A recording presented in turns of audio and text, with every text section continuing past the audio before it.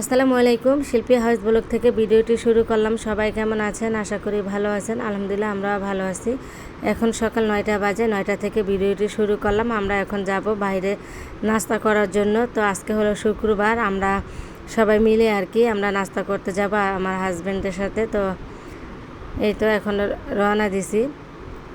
তো নাস্তা করে এসে আমরা আবার বাসায় কিছু কাজ আছে, এগুলো করে নিব। তো এখন এই তো আমরা বেশি দূরে যাব না আমাদের বাসার কাছাকাছি রেস্টুরেন্ট, এখানে আমরা চলে আসলাম নাস্তা করার জন্য।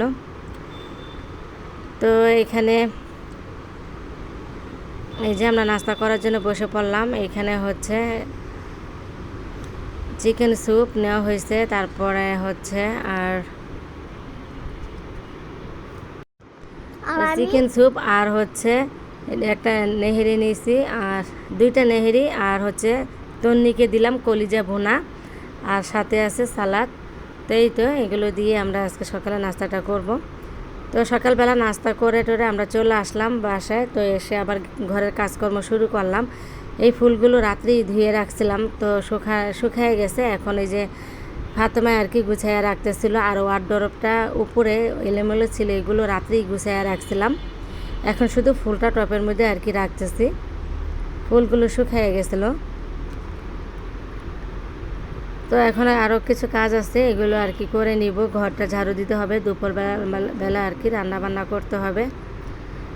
তো এখন এই যে কাপড়গুলো ভিজিয়ে নিতেছি, কিছু কাপড় জমে গেছিলো, অল্প কিছু তো এখন এগুলো ভিজাইয়ে তারপরে রান্না বান্না শেষ করব, তারপরে এগুলো ধুয়ে নিব।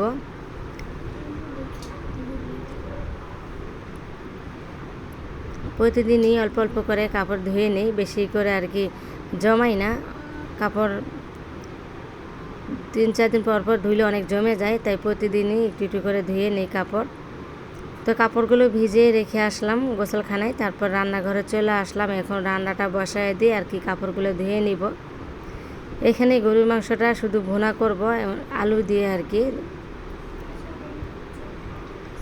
তো গরু মাংসটা মশলা দিয়ে সব কিছু দিয়ে ভালোভাবে মাখায় নিতে আসছি। আমি হাতে মাখিয়ে প্রেশার কুকারে বসায় দিব। আর পাশের চুলায় আবার ঢেঁড়স ভাজি করতেছিলাম, আর এই পাশের চুলাটায় গরু মাংসটা বসাইয়া দিছি। তো ভাজিটা কিন্তু হয়ে গেছে, তারপর ভাতটা বসাইয়া দিলাম। আর এখানে আমি আবার পেঁয়াজ কাটতেছিলাম। চিংড়ি মাছ তরকারি রান্না করব, চিংড়ি মাছ দিয়ে গাড়ি কচু, যে কচুর যে ছড়া বলে, ওই ছড়া রান্না করব চিংড়ি মাছ দিয়ে, তাই পেঁয়াজটা কাটতেছি। তো এইখানে এই যে পেঁয়াজ কাটা হয়ে গেছে, তো আমি রান্নাটা বসাইয়া দিলাম। কচুর ছড়া চিংড়ি মাছ দিয়ে ভুনা করব। ভুনা চিংড়ি মাছ দিয়ে রান্না করব। এই যে কচুর ঝরাটা আগে একটু সিদ্ধ করে নিয়েছিলাম, পানি ফেলে দিয়ে তারপর এখন রান্নাটা করে নিব। আর মাংসটা কিন্তু আমার প্রেশার কুকারে বসাইছিলাম, তো সিদ্ধ হয়ে গেছে। তারপর আবার এই যে কড়াইতে দিয়ে দিলাম। আর গরু মাংসতে আমি 2টা রসুন দিয়ে দিলাম, আস্তে আস্তে 2টা রসুন, আমার কাছে ভালো লাগে এই জন্য। তো তারপরে দুপুরে এই তো রান্নাবান্না শেষ করে খাওয়া দাওয়া শেষ করলাম। আর এটা ছিল সন্ধ্যার পর ভিডিওটি। আমরা মেয়েদেরকে নিয়ে আমরা আবার বের হলাম। আজকে তো শুক্রবার, তাই ভাবলাম যে এখানে একটু মেলাতে গিয়ে একটু ঘুরে টুরে আসি, মেয়েদের মনটা ভালো লাগবে। তো ওরা তো মেলায় এসে অনেক মজা করতেছে। তো আপনারা ভিডিওটি দেখতে থাকেন, আপনাদেরও ভালো লাগবে। আর এই মেলাটা সপ্তাহে 2 দিন বসে, শুক্রবার আর হচ্ছে শনিবার। তো এটা হচ্ছে নির্বাচন অফিসের সামনে নতুন রাস্তায় মেলা বসে।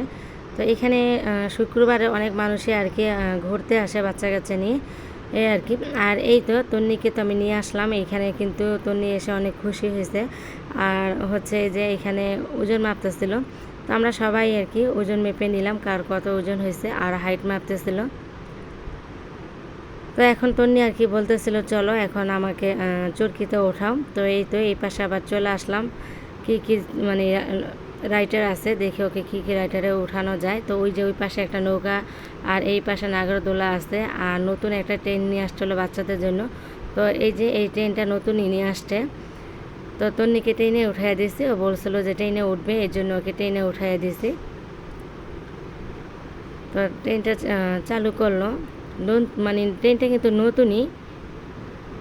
তো তো ছোট বড় সবাই আর কি ট্রেনে উঠতে পারবে। তো তন্নিকে আমি একাই উঠাইছি, আমি উঠি নেই।